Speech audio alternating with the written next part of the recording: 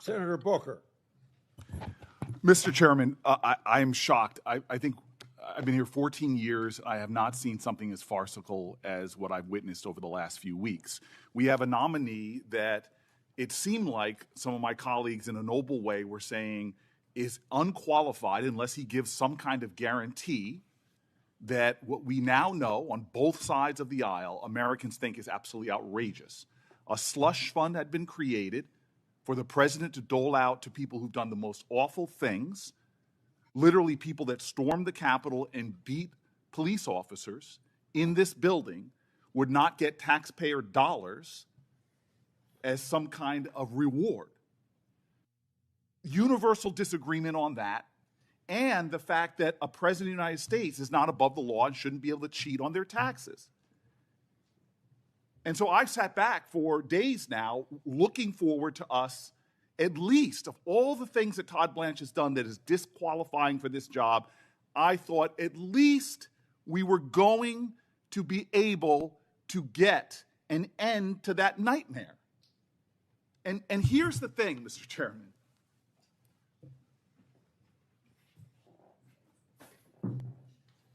Here's the thing, Mr. Chairman. You even have conservatives coming out and saying these things are not worth the paper they're drawn on. I have a lot of respect for my colleagues, love the state of Texas, but I'm going to say it very clear. This is all hat and no cattle. It's hard for me to say this as a plant-based guy, but where's the beef? Where's the beef? This is ridiculous. We got nothing. No guarantees whatsoever that this slush fund still can't go forward. We got nothing that the President of the United States can't cheat on his taxes and have no accountability. Dear God, folks, it's not like we're talking about a president who is a saint. No president in the history of this country has been caught in tax cheating more than this one. A Pulitzer Prize winning documentation of his tax cheating came out in 2018. Pulitzer Prize. Donald Trump said, I'm going to sue you, it's all wrong.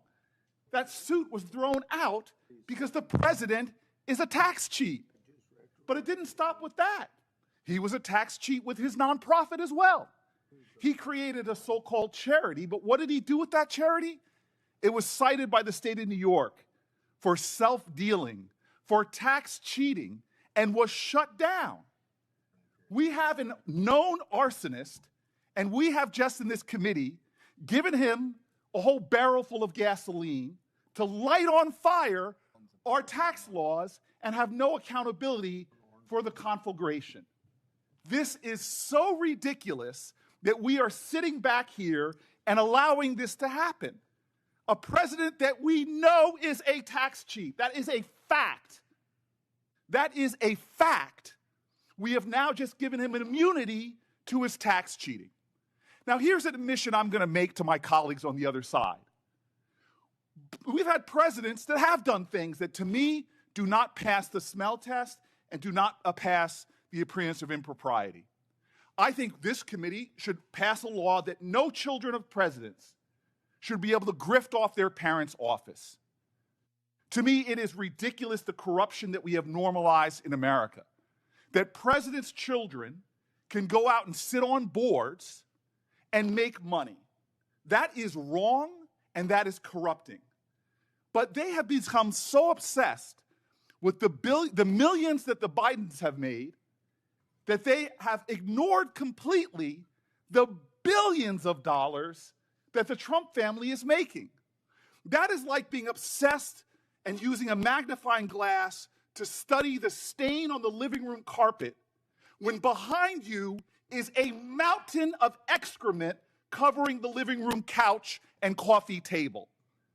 This is so outrageous, the lack of proportionality going on my colleagues, it is laughable. This is absolutely insane that we have a president of the United States that has now made $2 billion doing what? Wow, he's such a shrewd businessman. Let me create my own crypto coin and have foreign nations invest in it. Oh, and by the way, if you are a corporation in America, put my children on the board and they'll get no bid contracts. This is the Judiciary Committee. We're supposed to be checking and balancing this nation. Why have people on both sides of the aisle given up on any trust in government? It's because we're surrendering any shred of integrity left. And now we're letting an attorney general become the highest law enforcement officer in the land and putting no holds whatsoever. I had hope for 2 weeks that we would get something.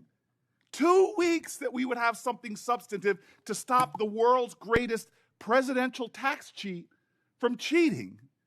And we've done nothing. And this man is going to now sail to the floor, and history is going to show it. I know what's going to come out in history on this president, and I know what's going to come out on Todd Blanche. And the simplest way that should outrage any shred of decency my colleagues have, because this isn't left or right, this isn't presidential enrichment, this is the deepest, most sacred urgency of this committee, and I know colleagues on both sides care about it. Victims of crime should have justice. And here in the United States of America, one of the greatest sex trafficking rings we've ever seen, when only 2 people, over 1,000 women, sexually assaulted and raped, only 2 people have been held accountable. There are other criminals out there that haven't been found. And what did the man that we're talking about becoming the Attorney General of the United States, what did he do? Well, he joined in the Situation Room in the White House. Y'all know what the Situation Room is, right? This is where we go to deal with the greatest national security threats in a classified room to deal with the safety of our nation. And yet this administration in the Situation Room calls an emergency meeting at which Todd Blanche was there to say, what are we going to do, because the president appears in the Epstein files hundreds of times. They didn't get together to say, this is really bad, this is eroding trust in the justice system, this is eroding trust in the rule of law, we have to find a way to hold powerful people accountable. No, they came together with Todd Blanche in the room. How do we protect the president? And what happened after that? One of the most unusual things in the history of our country happened after that. Todd Blanche, at the highest heights of our Justice Department, ran to the prison of Ghislaine Maxwell. This is unprecedented. This is, lawyers tell me, untoward. This is corrupting. He didn't study the case files. He didn't talk to the prosecutors. No, he ran to the jail cell and met with her for 2 days, insulting every single Epstein victim that had been asking for a meeting for years. And after 2 days of meetings, did we get information that led to an indictment? No. Did we get information that led to new opens of investigations? No. Did we get one more conviction? No. What did we get? That a convicted sex offender was able to leave her confinement and go to the cushiest prison in our land, that by Bureau of Prison Law, by DOJ law, is a violation of their principles. So Ghislaine Maxwell is sitting in the lowest possible confinement after giving no information that helped us get one more investigation started, and has been silent. And the man responsible for that, we are about to make the Attorney General of the United States of America. This man is not our lawyer. He is not America's lawyer. He is about to become Trump's sword against his adversaries and shield against any scrutiny. The shield is going to shield him from tax cheating.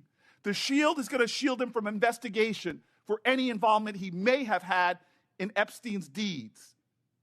And the sword, I've seen it. Unprecedented that the Attorney General should investigate colleagues here on this committee. This is farcical. It would be literally laughably funny if it wasn't so dangerous. We are about to put a person in one of the most powerful positions in the land, vital for not only enforcing the law, protecting national security, but also vital for upholding our democracy. And my Republican colleagues sound like Jan Brady, Marsha, Marsha, Marsha, Biden, Biden, Biden. You are worried about a pickpocket when it comes to grand theft larceny. When it comes to our democracy, you're worried about someone who is doing petty theft while there is the murder of our democratic traditions going on before our eyes. We are in dangerous waters, folks. We are in dangerous waters.